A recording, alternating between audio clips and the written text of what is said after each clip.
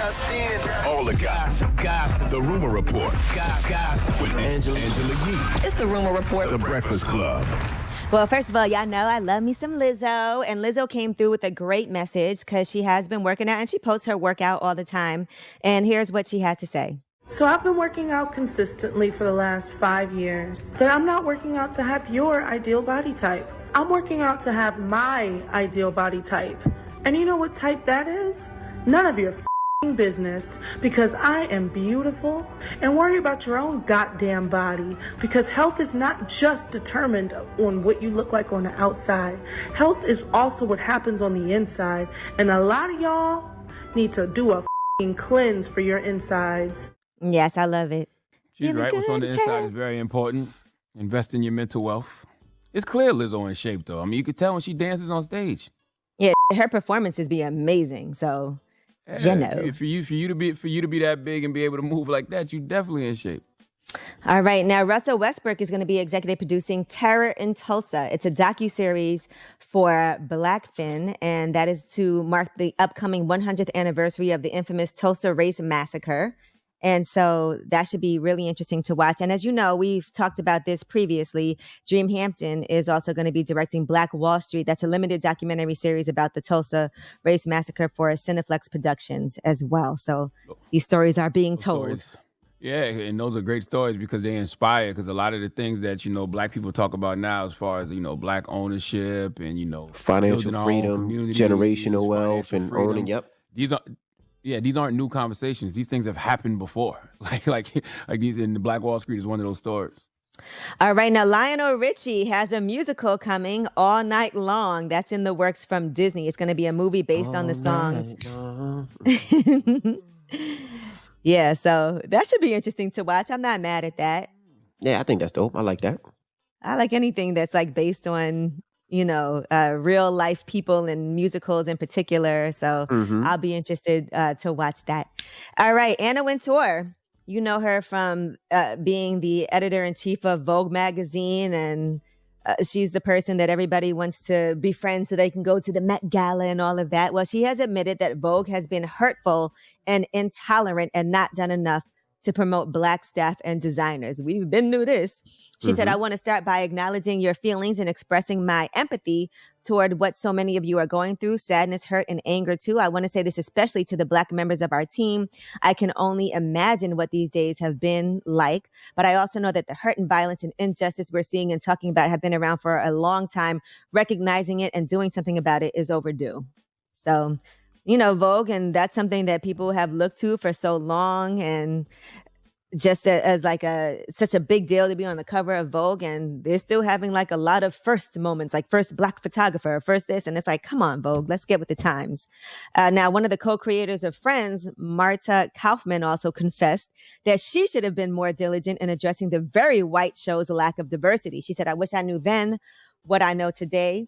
I would have made very different decisions. I mean, we've always encouraged people of diversity in our company, but I didn't do enough. And now all I can think about is what can I do? What can I do differently? How can I run my show in a new way? And that's something I not only wish I knew when I started show running, but I wish I knew all the way up through last year. And, you know, people talk about Friends all the time and how there's no Black people on Friends ever. And that's been a conversation that people have been having for quite some time. Yes, and Friends is just a ripoff of Living Single. Let's be clear on that. Okay. I never watched Friends. I never watched it at all. Me neither. I definitely have watched Friends because it used to come on so much that sometimes you just turn on the TV. And I used to watch Seinfeld, and I feel like Friends used to come on right after Seinfeld or something. But for some reason, like I'll randomly know certain episodes. I never watched Seinfeld. I never watched none of that. I love Seinfeld. I'm not gonna lie. Friends. Nope, I never watched none of the older. I never watched Cheers. I never watched none of that stuff. I used to watch Cheers now. I never watched none of it. I know the theme song, but I never watched it. So I like Seinfeld. I used to think it was pretty funny. So, all right. Now, Neo has faced some backlash after he spoke at George Floyd's funeral. So, and you can tell he did not have any intention of having to go up there and speak, and maybe he just misspoke. But here's what he said, because he actually sang "It's So Hard to Say Goodbye" to yesterday in honor of Mr. Floyd. And here's what he said. This man changed the world for the better. So I just want to personally thank George Floyd for his sacrifice so that my kids can be all right later on. I appreciate the sacrifice, my brother. I genuinely do. Sorry, I ain't coming here to talk. All right. And he received backlash? Well, I What was the think, backlash you on? know, over him saying that George Floyd sacrificed himself so that his children can live. And I think, the truth of the matter is he didn't sacrifice. He just was murdered by the He was police. It murdered. wasn't something Right. that he intended to do. And I don't think Neo meant any harm by that, by the way. Neo I didn't think that mean he any just, harm at all. I think that I what he mean- meant to say was, let's not let George Floyd's death go in vain. Let's not let his murder go in vain. I don't think that George Floyd was like, I'm sacrificing for people's kids, but I just think that's what he really meant. And sometimes Right. people, when they have to People gotta freestyle stop and that, get up there, man. yeah. He's uncomfortable. But I He's thi- singing at a funeral. Words just came out of his mouth. We know what Neo meant, man. And what Neo said was, yes, George Floyd died, and hopefully my kids will have a better life because of what happened. That's all he meant. Right. I'm Let's sure. not let it I go don't in know what- vain. And yeah. I'm sure that's what he meant. Yeah, I don't know what Neo meant, but I know that, Jesus got murdered, and they say Jesus made a sacrifice. Martin Luther King Jr. and Malcolm X got murdered, and people say they made a sacrifice. So what makes it a sacrifice when you're doing work that ultimately will get you killed?